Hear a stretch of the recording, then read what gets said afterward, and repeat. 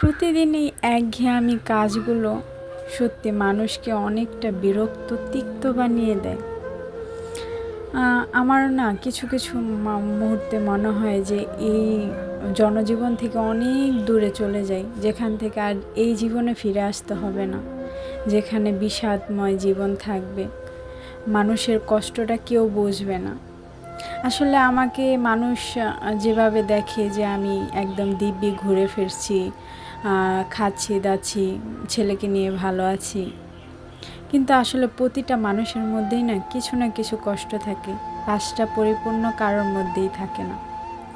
আমিও তার ব্যতিক্রম নই। আমার জায়গায় আমি অনেক সুখী, আবার অনেক দুঃখীও। আমার কষ্টটা হয়তো আমি কাউকে বোঝাতে পারবো না। যারা আমার জায়গায় দাঁড়িয়ে আছে, যারা আমার আশেপাশে আমারকে দেখে, আমার জায়গায় সে যদি দাঁড়িয়ে অনুভব করতে পারে, তাহলে আমার কষ্টটা হয়তো বা অনুভব করতে পারবে। তো কি বলবো, জীবন থেকে যদি অনেক কিছু এই যে ভিডিওর মতো যদি কেটে নেওয়া যেত, বাদ দিয়ে দেওয়া যেত, তাহলে জীবন থেকে অনেক কিছু বাদ দিয়ে দিতাম, সেই শৈশবে ফিরে যেতাম। যেই দিনগুলো খেলাধুলায় পার করে দিতাম, স্কুল মাদ্রাসায় যে খুশিতে দিন কাটাতাম, সেই দিনগুলো যদি ফিরে পেতাম না, সত্যি এই জীবনটা আমি জীবনও ফিরে আসতাম না। এত মাথায় টেনশন নিয়ে মানুষ কিভাবে বাঁচবে আমি জানি না। আমার কাছে এখন নিজেকে মনে হয় পাগল পাগল, আপনাদের বলে বোঝাতে পারবো না।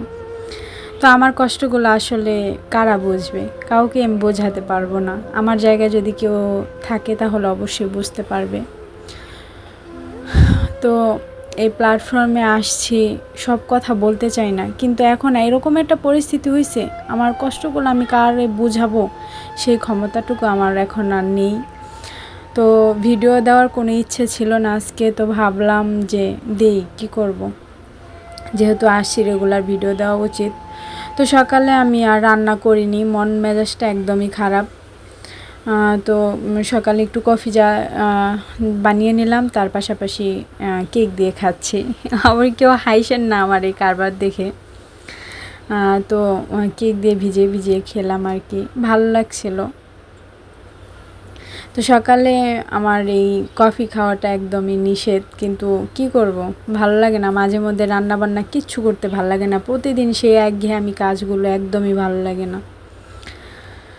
মনে হয় কি কোথাও যেতে পারতাম নিঃস্বাধীন, কেউ একটু ডাইকা জিগাইতো না, খাওয়ার জন্য চিল্লাচিল্লি করতো না, বা কোনো প্যারা থাকতো না, এটা সেটার কোনো প্যারা থাকতো না, তাহলে করতে পারতাম। তো আমি যখন কফি খাচ্ছিলাম, তখন আমার ছেলে বসে বসে মাম মাম করছিল, মানে ও ভাবছিল যে আমি বোধহয় পানি খাই।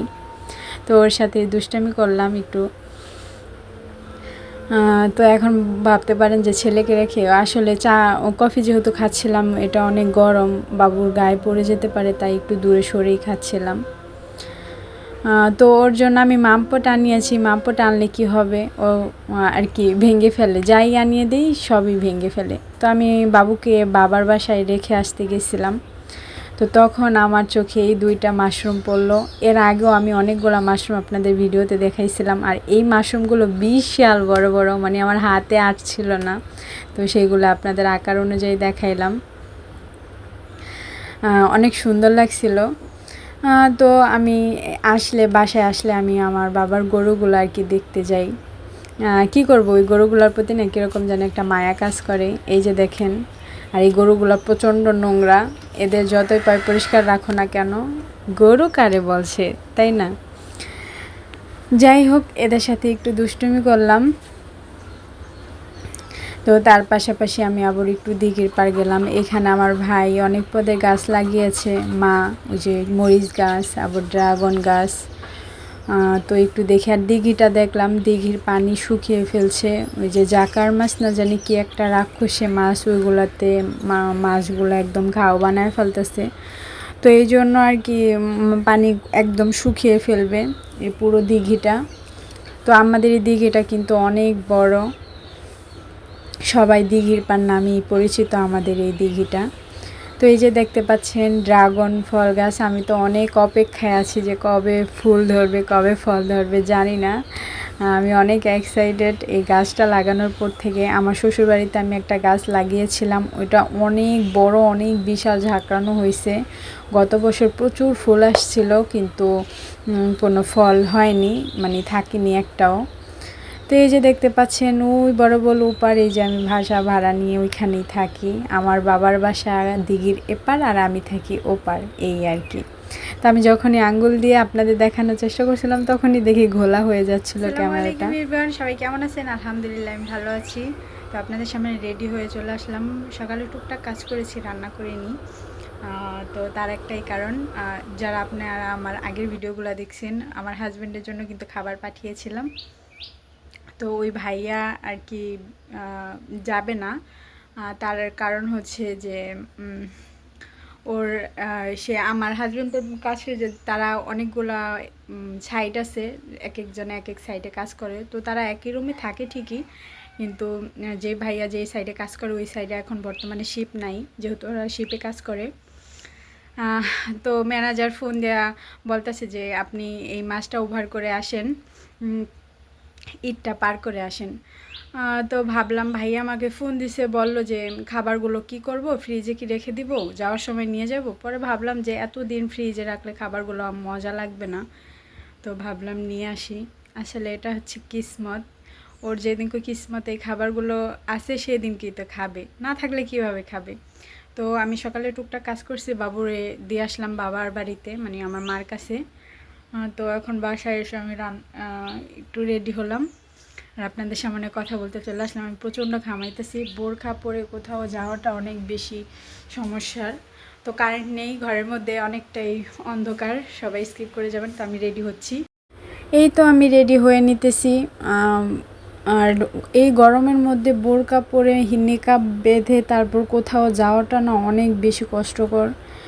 আর আমার নিকাব বাঁধলেই একদম মাথাটা ধরে যায়, তখন বাসায় আসলে আমার আর কিছুই করতে ইচ্ছে করে না। তো আজকে আমার একটু বাজার করার আছে, আমি একটু বাজার করব। সামনে ঈদ আসতেছে, তো সেই হিসাব করে কিছু বাজার করার। তো এই তো আমি রেডি হয়ে গেছি, একটা বাজারে ব্যাগ নিব, দেখি কিছু বাজার করে আনতে পারি কি না। আজকে বাবুরে নিব না, না আমার মাকে নিব। এইখানের এক কাকা আছে, ওই তার নিয়ে যাব, একবার রিক্সা নিয়ে যাব, রিক্সা নিয়ে চলে আসবো। আর আমাদের এখানে আজকে বাজার, তো দেখি বাজার থেকে কিছু বাজার টুকটাক আনতে পারি কি না। এই মাসে বাবার বাড়ি যাব না, আসলে বাবার বাড়ি বেশি কাটাইলে আমার বেশি একটা বাজার করা লাগে না, কিন্তু এই বাসায় থাকলে দেখা যায় হাজব্যান্ড বাসায় থাকলে অনেকটাই সুবিধা, আর যারা প্রবাসে থাকে তাদের বউদের নাজেহাল অবস্থা, বাজার করতে একদমই বিরক্ত লাগে, কিন্তু কিছু করার নেই, করতে হবে, খেতে হলে করতে হবে। তো এই তো রিকশায় উঠে চলে যাচ্ছে, আর কেন জানি না এই রাস্তাটা আমার ভীষণ পছন্দ, ভীষণ ভীষণ পছন্দ। আমার ইচ্ছে করে হেঁটে যেতে, কিন্তু সেই অবস্থা তো আর নেই। দেখেন কি সুন্দর খাজুর হয়েছিল গাছটায়। তো তারপর আর আপনাদের সামনে কিছুই শেয়ার করা হয়নি। আমি আর ফোনটা বের করে নিয়ে, আসলে কোথাও গেলে ফোনটা বের করতে একদমই ভালো লাগে না। আর এই যে আমি একদম বাজারে করে চলে আসছি, আর এই যে দেখেন আমার হাজব্যান্ডের জন্য যে খাবারগুলো পাঠিয়েছিলাম ওইগুলা আসলে সব কিছু আনিনি, মানে যেমন ওষুধ দিয়েছিলাম যেগুলো ওইগুলো আনিনি, আচারটা আনিনি। বলছি যে ভাইয়া যদি একটু ফ্রিজে রেখে দেন, আবার নিব, আবার আনবো টেনে। তো সেই চিন্তা ভাবনা করে আর এগুলো আনতাম না, ভাবলাম যে এত টাকার জিনিস আমি শুধু ওর যেহেতু খেয়ে মজা পাবে না, এত দিন ফ্রিজে রাখলে একদমই মজা পাবে না খেয়ে, সেই হিসাব করতে গেলে নিয়ে আসছি।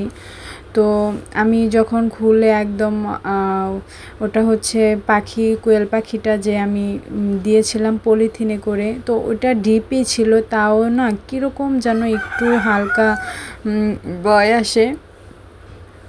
তো যাই হোক একদম পোড়া পোড়া করে ফেলেছি, তো তারপর আর ওরকম খারাপ লাগেনি, খেতে ভালো আছে, কিন্তু দেখা যায় যে আরেক 2-1 ঘন্টা যদি একদম ডিপ ছাড়া নর্মালে রাখা হতো তাহলে দেখা যেত যে নষ্ট হয়ে যেত খাবারটা। যাই হোক আমার মনটা এমনিতেও খারাপ, আর এদিকে এই অবস্থা, এত কষ্ট করে রান্না করে দিছি সেই খাবারগুলো তার কাছে যায়নি, এটা বড় একটা কষ্টের বিষয়।